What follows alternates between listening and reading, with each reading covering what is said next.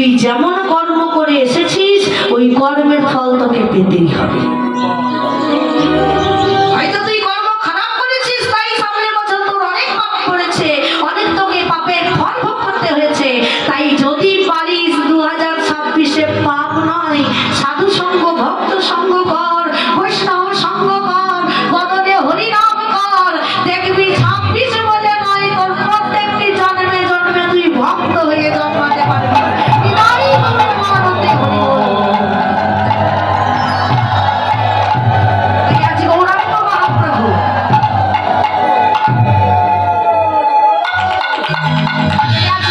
মহাপ্রভু সকল ভক্তদেরকে নিয়ে হরিনাম করছে, কৃষ্ণ নাম করছি শিরোধনির তীরে।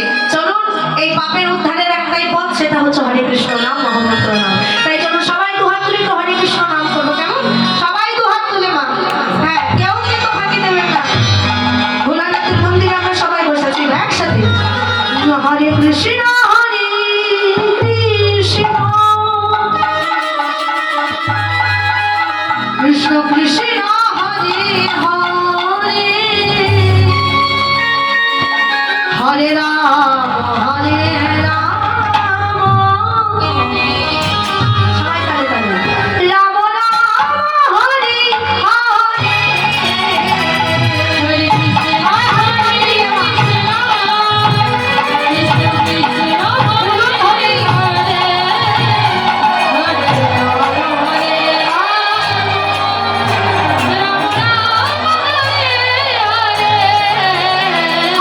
কৃষ্ণ হরে কৃষ্ণ, কৃষ্ণ কৃষ্ণ হরে হরে, হরে রাম হরে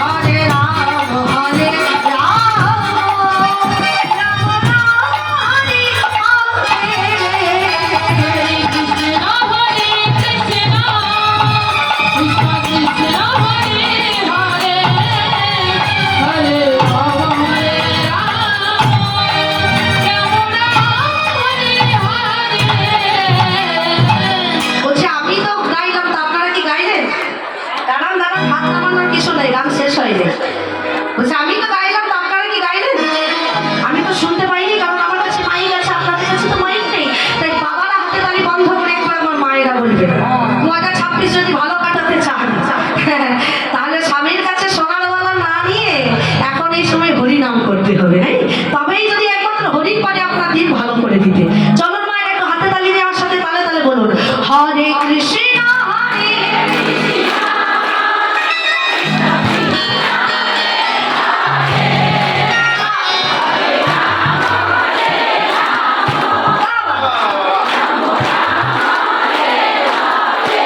মানে কি সাউন্ডটা একটু বেশি এইদিকে আসছে, মানে একটু বেশি এইদিকে আসছে, এদিকে একটু একটু কম আসছে, কিন্তু মায়ের আবার এইদিকে অনেক বেশি।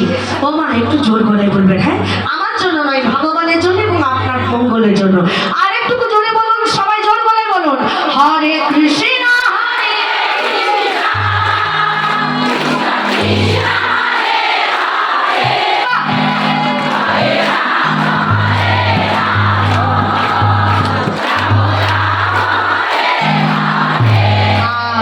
খুব সুন্দর হয়েছে, খুব দারুণ হয়েছে। এবার একটু আমার বাবারা বলবে, দেখি তো বাবারা কেমন বলে।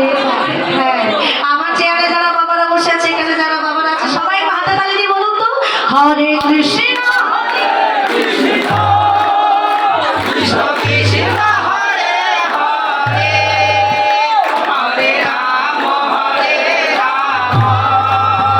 রাম রাম হরে হরে।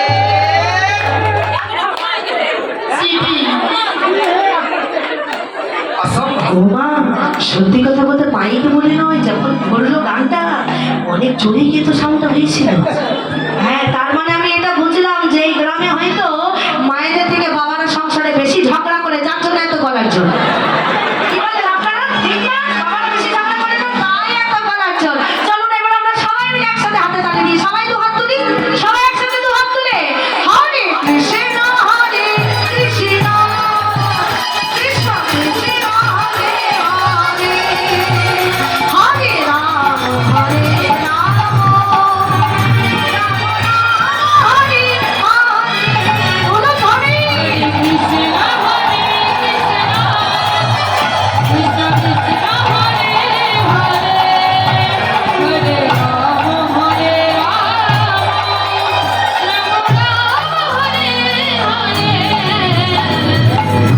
তাই আজ গৌরাঙ্গ মহাপ্রভু আজ ভক্তগণের সাথে করে হরিনাম করছে। এমন সময় মহাপ্রভু হরিনাম করতে করতে ভক্তদেরকে নিয়ে বছরে ভক্তগণ আর বিলম্বন। আজকে এই সুরধনির ঘাটে আমরা একটা নতুন পূজা বেজে রাখি। জাগরণ বিষয়টা আমি বললাম, একে একে সব অষ্টকালীন বিষয়টা বলবো। এ কি বাবারা চলে যাচ্ছে নাকি? প্রসাদ পেতে যাচ্ছে? আচ্ছা আচ্ছা আচ্ছা, জানি জানা। প্রসাদ পেতে পেতেও কিন্তু নামটা শুনবেন বেজে রাখি।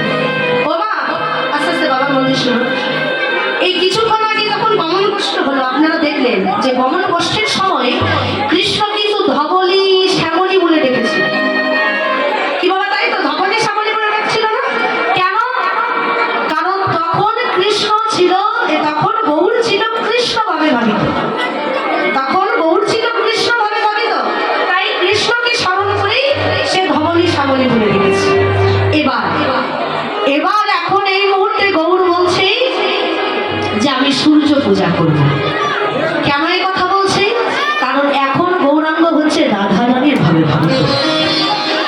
আস্তে আস্তে আস্তে আপনাদের জানা দরকার, আমরা সবাই বলি যে ব্রজে যিনি কৃষ্ণ ছিল, ওই ব্রজের কৃষ্ণ কলিকালে গৌর হয়েছে, বলি না বাবা? আস্তে আস্তে এদিকে লক্ষ্য করুন। আমরা সবাই বলি যে ব্রজের কৃষ্ণ গৌর হয়েছে, কিন্তু না, শাস্ত্র কিন্তু সেটা বললো না। শাস্ত্র বললো যে শুধু কৃষ্ণ গৌর হয়নি, রাধা কৃষ্ণ মিলিত তনু গোরা। শুধুমাত্র কৃষ্ণ আসেনি, কৃষ্ণের সঙ্গে রাধা রানী এসেছে। আস্তে আস্তে আস্তে কি করে এসেছে ও মা? মন দিয়ে শুনবেন বাবা। যে গৌরাঙ্গ মহাপ্রভুর মুখে হরিনাম শুনে আমরা এত প্রেম পাই, যে গৌরের কথা শুনলে আমাদের নয়নে জল আসে, এই গৌরের তো প্রেমটা তার নিজের সম্পত্তি না। এটা কিন্তু গৌরের সম্পত্তি না, এটা অন্য একজনের সম্পত্তি, যে সম্পত্তিটা গৌর ছিনিয়ে নিয়ে এসেছে। এই সম্পত্তি কার? এই প্রেম ধন, এই ভক্তি ধন, এটা কার? এটা হচ্ছে আমাদের রাধা রানী। তারপর যুগে রাধা রানী কৃষ্ণকে বলছে, হে কৃষ্ণ, সত্যটিটা তারপর তুমি তিন যুগে নিজেকে ভগবান সাজালে, আর ভগবান সেজে শুধুমাত্র সুদর্শন চক্র, ধনুর বাণ, হাতের বাঁশি, রথের চাকা, এইগুলো নিয়ে শুধু তুমি পাপী তাপীদেরকে বধ করবে।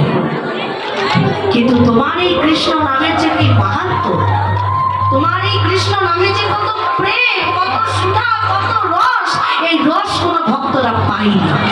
কেন পায়নি? কারণ তুমি যে ওই যে নিজেকে ভগবান সাজিয়ে রেখেছ। তাই হে দয়াময়, তুমি যদি আমাকে কৃঞ্চিত যদি ভালোবাসো, তুমি যদি আমাকে কৃঞ্চিত ভালোবাসো, হে কৃষ্ণ আমি রাধা, আমাকে যদি তুমি অল্প পরিমাণে ভালোবাসো, তাহলে কৃপা করে, দয়া করে তুমি আগত কলিকালে তুমি আর ভগবান সেজে যেও না। তুমি যদি আমাকে অল্প ভালোবাসো, কিঞ্চিত ভালোবাসো, তাহলে তুমি এবার কলিকালে নিজেকে ভক্ত হয়ে গেছো। কারণ তুমি যতক্ষণ না নিজে ভক্ত না হবে, ততক্ষণ তুমি বুঝবে কি করে যে ভক্ত হওয়া কত জ্বালা। ভক্ত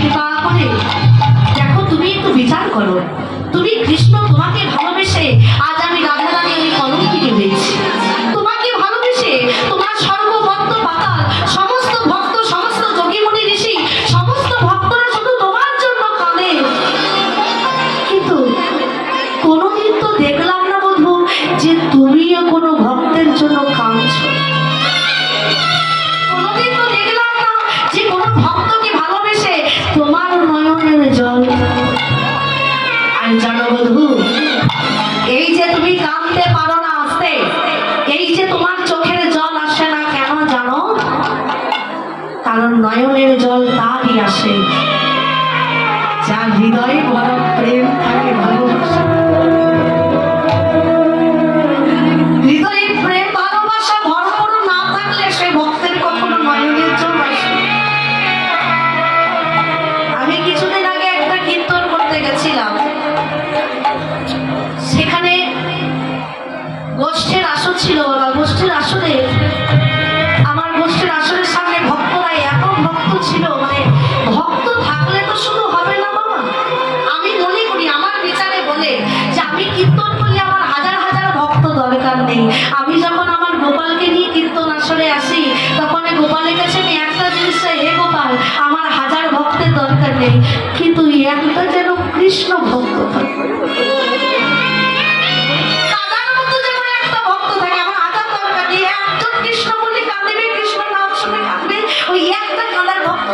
আমি গান গাইতে পারি, তাছাড়া পারবো না।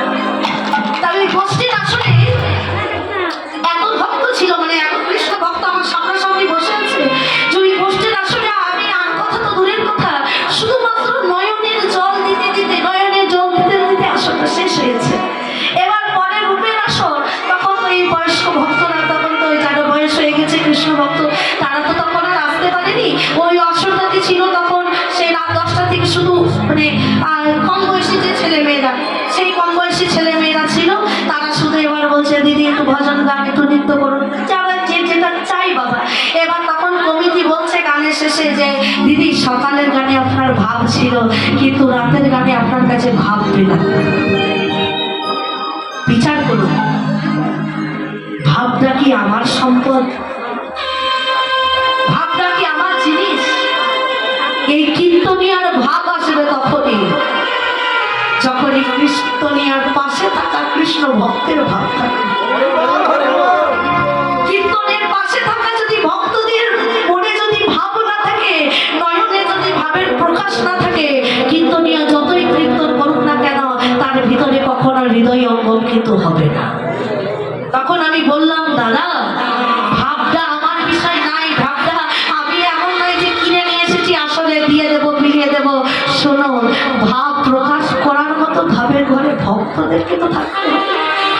আপনার রাত্রি আসলে যারা ছিল, একটাও ভাবের ঘরে ছিল না, সব রসের ঘরে ভক্ত, সব আনন্দ করবার ভক্ত, কৃষ্ণ নামে আনন্দ করবে, সে আনন্দের ভক্ত। তাই তাদের কাছে কখনো ভাবের প্রকাশ হয় না। তাই গৌরাঙ্গ মহাপ্রভুকে ঠিক রাধারানী কৃষ্ণকে এটাই বলেছিল, হে কৃষ্ণ, তোমার হৃদয়ে ভাব সেই দিনই আসবে যেদিন তুমি ভগবানের সিংহাসনে ফেলে একবার দিনহীন কাঙাল হয়ে ভক্ত সেজে যেদিন নদীয়ার দুয়ারে দুয়ারে কৃষ্ণ নামের ভিক্ষা চাইবে, সেই দিনে জানবে তুমি কৃষ্ণ ভক্ত হয়েছ।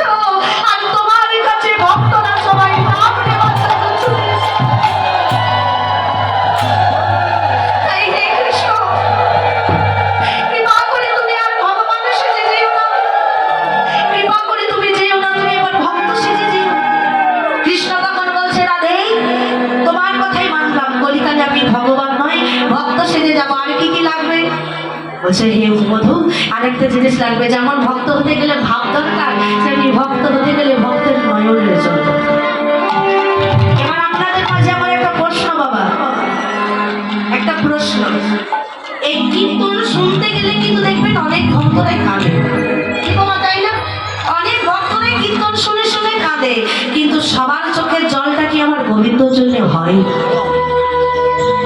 কাঁদছে তো সবাই, নয়নের জল দিচ্ছে তো সবাই, তাই সবার চোখের জলটা কি আমার গোবিন্দ নামে যায়? দেখবেন এই কীর্তনে এমন অনেক মায়েরা এসেছে যারা নিজ সন্তানকে হারিয়েছে, নিজ সন্তান মারা গেছে, এবার কীর্তন শুনতে শুনতে সেই সন্তানের কথা মনে পড়ে যায়, আর মনে করতে করতে সেই ভাবের ঘরে কাঁদে। তবে তার চোখের জলটা কি আমার গোবিন্দের জন্য হলো না? কি বলেন বাবা, সত্যি হয়েছে? হয় নাই। অনেক বাবারা এখানে কীর্তন শুনতে এসেছে যাদের মা মারা গেছে, বাবা মারা গেছে, স্ত্রী মারা গেছে, এই তাদের কথা চিন্তা করতে করতে হঠাৎ করে ভাবের ঘরে বসে বসে কাঁদছে। তাহলে তার কান্নাটা কি আমার গোবিন্দের জন্য হচ্ছে? হচ্ছে না। তাহলে আপনারা যদি আমাকে প্রশ্ন করেন, হে কীর্তনিয়া, আমরা তো কীর্তন শুনতে শুনতে কাঁদি, তাহলে কোন কান্নাটা সংসারের জন্য আর কোন কান্নাটা ভগবানের জন্য, এটা বিচার হবে কি? আমরা তো কাঁদছি, কিন্তু কোন কান্নাটা সংসারের, কোন গোবিন্দের এটা কি করে জানবো? শুনে রাখো, এইদিকে লক্ষ্য করো। বড় বড় মুনি মহারাজরা বলল যে তোমরা যখন কীর্তনে বসে কাঁদবে সবসময় মাথায় রেখো, তোমাদের ওই চোখের জল যদি চোখের কোণা দিয়ে বেরিয়ে চলে যায় তাহলে বুঝে নিও ওই চোখের জলটা তোমার গোবিন্দের জন্য হচ্ছে না, কৃষ্ণ নামে পৌঁছাচ্ছে না।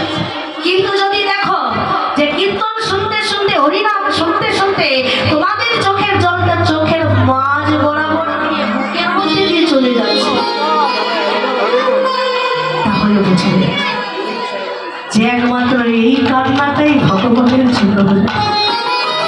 তাই রাধারানী বলছে কৃষ্ণ কাঁদতে শেখো, না কাঁদলে তুমি কলিকালের ভক্তদের কাছে মোড় পাবে না।